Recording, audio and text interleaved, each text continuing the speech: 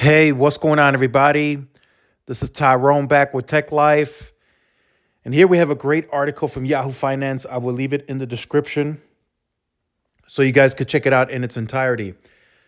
T-Mobile Q4 earnings is the last earnings call from the mobile network operators. AT&T and Verizon already went.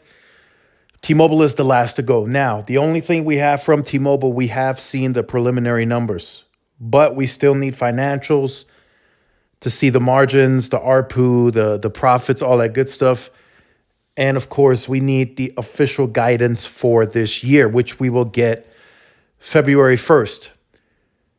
So the article from Yahoo Finances is covering T-Mobile Q4 earnings. Can shares remain strong?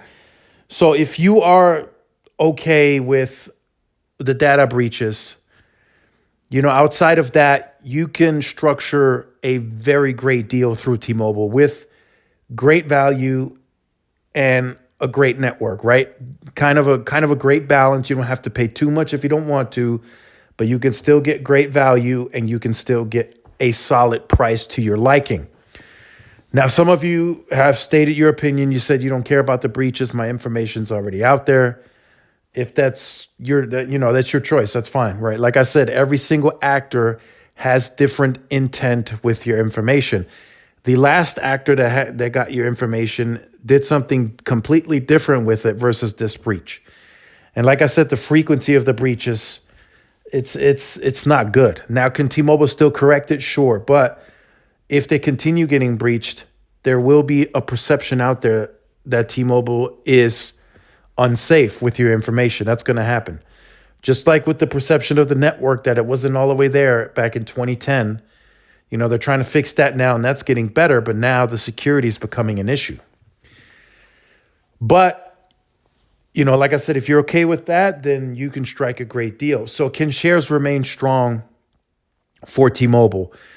If I look at T-Mobile overall, and I look at all the upside, I'm going to have to say yes. And I'm no financial expert, no stock expert, so don't go buy or sell any shares based on what I say. But yes, they have upside, immense upside in all categories outside of the top 100 consumers. And even there's a lot of room for T-Mobile to grow, right? We're starting to see somewhat of the peak speeds more frequently, the above a gig. And T-Mobile is achieving that by, of course, widening the bandwidth of spectrum and moving backhaul from 1 gig to 10 gigs. That's going to help the site expand in speed quite quickly. Now, are we going to consistently see a gig or more? No, because T-Mobile needs to monetize that capacity.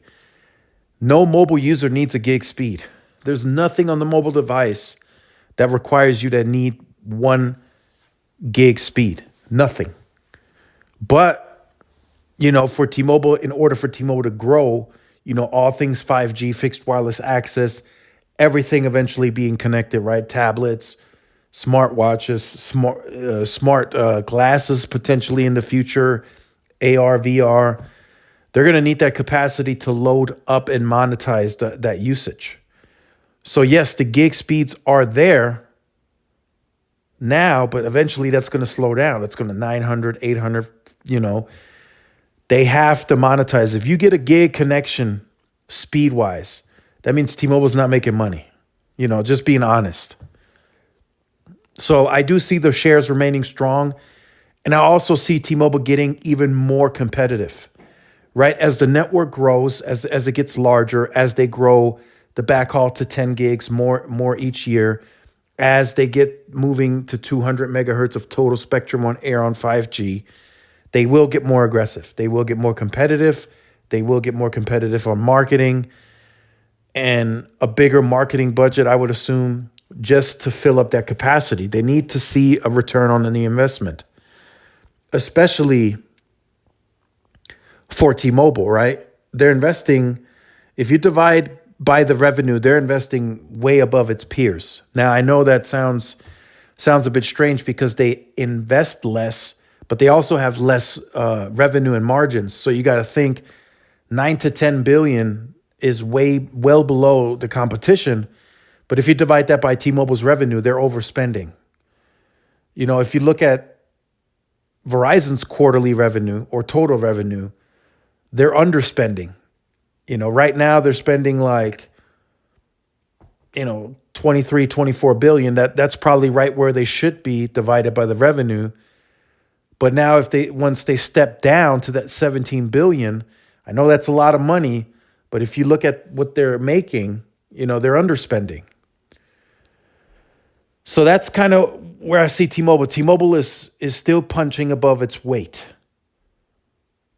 Even after the Sprint merger, they're still taking on two companies that are still larger.